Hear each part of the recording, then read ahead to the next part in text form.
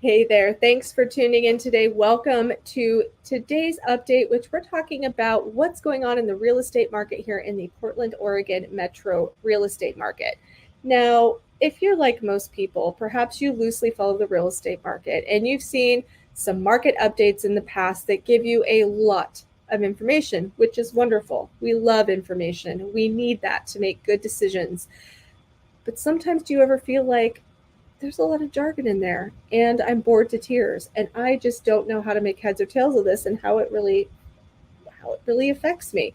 So today we're going to talk about two of the most important things that most people might be interested in knowing about the Portland, Oregon metro real estate market. So get you a coffee, get you a kombucha or whatever. Let's take a break and let's talk about those two things and why it matters to you and why you should care about it. So this data that we're talking about is coming from the RMLS, and this is information from it that was compiled from sales data from September of 2023. So it was last month. So in November, we will receive the October data, and we'll be able to kind of start tracking those things over time. So the average sale price in the Portland, Oregon metro area is coming in at $599,800. It is down 2.8% if we compare it to September of 2022. Our median sale price. Now, median is the middle point, which means we took all the prices, arranged in order from lowest to highest. That median price is going to be the middle point. That is coming in at $535,000, and that is down 2.7% from September of 2022. So again, those are not perfect measures. They're not perfect metrics, but if anything, they're going to give you a pretty good idea of what's happening in this market as a region, as it in general. So then we know on that basis what homes are selling for. So how long is it going to take to sell a home in today's market? So right now, our total market time in days is coming in at 41 total days on market. If we go back to September of 2022, at that time, it was 34 days. So our total market time is actually up from 34 days up to 41. So another point I thought I'd mention is a lot of this time on market, a factor that could come into play is the price of your home. So if you've got a home that is a higher price point, and the more expensive houses get, in today's market, it could take a little bit longer to sell than what this number says. This could be misleading if you're saying, well, gee, I've got a $5 million property and I could have this thing sold in 41 days. I would say, okay, let's slow down there a little bit, because the more expensive the property, as the price goes up, it tends to be that the buyer pool for that price point tends to shrink. So you're marketing to a smaller pool of potential buyers. And so in order to attract the right buyer, it might take a little bit more time. So the best thing to do in that case, because real estate is hyper local, and what that means is the region as a whole only tells a part of the story. Really, you need to get down to ground level of where you are actually at, where your property is located, to know what's happening. So if you live in Beaver Creek, or if you live in Canby, or you live in Lake Oswego, each of those areas going to be very different from one another. So your best bet to know for sure what's happening with you specifically is to hone in on your particular area and say, what are homes selling for here? How long is it taking for homes in my price point to be selling? And those are all things that you can drill into. So, but I want to know, we've talked about the average and the median sale price. Let's say, homes anywhere between $500,000 and $600,000. What are you noticing out there right now? If you're following the real estate market at all, leave me a comment. I'd love to know if you think that you're seeing homes out there in these price points, and if they're on the market for about the amount of time that this metro report is saying, at 41 days. Is it taking less time, or is it taking more time for homes in your area? I'd love to hear what you have to say about that. So another bonus, a third data point I'd love to share with you is another figure that's often talked about amongst real estate agents in these updates that we bring to the table. And that is our inventory levels in the Portland, Oregon metro area. And usually we talk about this as a function of being, number of months of inventory. So a quick rule for you in the real estate world, it's generally believed that at around 6 months of inventory, we're at a balanced market. It's neither a buyer or a seller's market. Anytime you go above 6 months, you're looking at more of a buyer's market. Anything below 6, you're looking at more of a seller's market. So right now in the Portland metro area for September of 2023, we're looking at 2.9 months of inventory.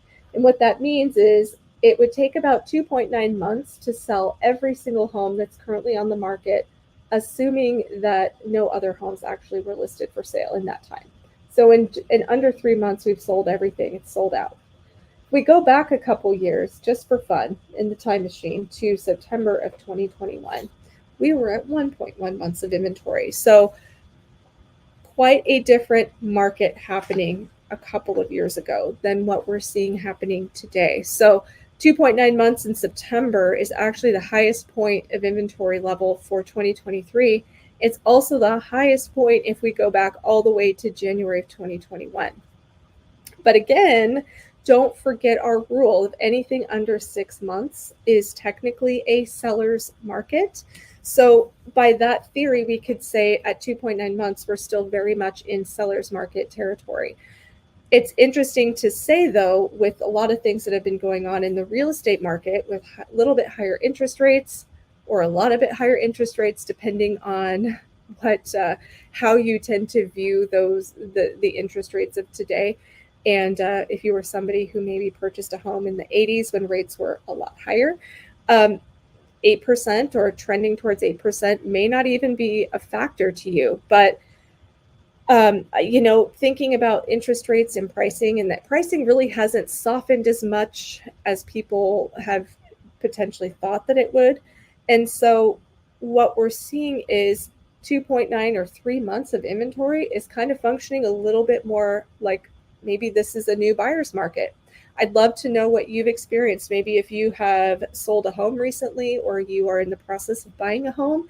And, I want to know what you're experiencing out there. So leave me a comment if you've got some feedback on what's happening with your home search or with the sale of your house right now.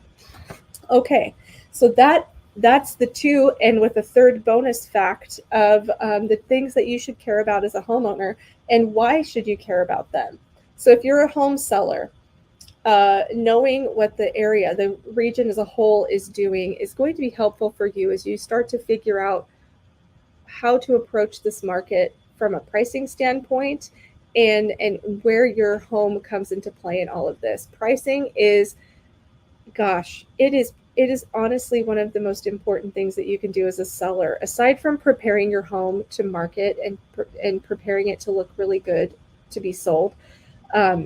Presentation is important, but I would say price is right up there, maybe if not tied for first place on some of these things, because as somebody who sells houses, who lists properties for sale and is responsible for marketing those properties and coming up with a marketing plan that's going to deliver buyers, one thing I can tell you for sure is that I cannot outmarket a bad price. If the price is not on par with the market and where the market is going and where buyers are at, we're going to have a harder time selling your house. So pricing is really important, knowing the movement of the market, how long things are taking to sell.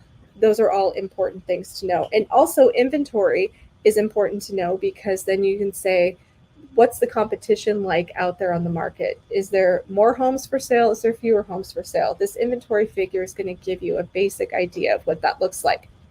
If you're a home buyer, these things are important, as far as budgeting is concerned and knowing, generally speaking, what you can expect to find on the market. Maybe these numbers are going to give you some idea. Also, this time on market for a buyer is pretty important. And we can drill into this with a different report from Altos that talks about specific areas. We can go zip code or city, and you can say, well, gosh, what's our average time on market for Canby or Oregon City? And if you see a property that is above that market time for that price point, then maybe there's an opportunity there to be had for greater negotiation. So there's some ways, some tips and tricks to look at that data and how you can leverage that to have the end result that you really need and want as a buyer or seller. So this information is all important. Hopefully I did not bore you to tears on any of this. And if you have any further questions, Down below in the description, you will find my contact information. I'd love to hear from you. Leave me a comment to let me know what your thoughts are about this real estate market that we're dealing with, if you're navigating it right now in any way. And if I could ask, would you mind subscribing and following me for more content like this if you're interested in knowing what's going on in today's real estate market? And I'm Jennifer Schurter. I'm with Real Broker. I'm a realtor here in the Clackamas County area. I serve Clackamas County and North Marion County. And if you're looking to make a move around Portland suburbs, especially to this area, I would love to have a conversation with you. Have a great day, and thanks for watching.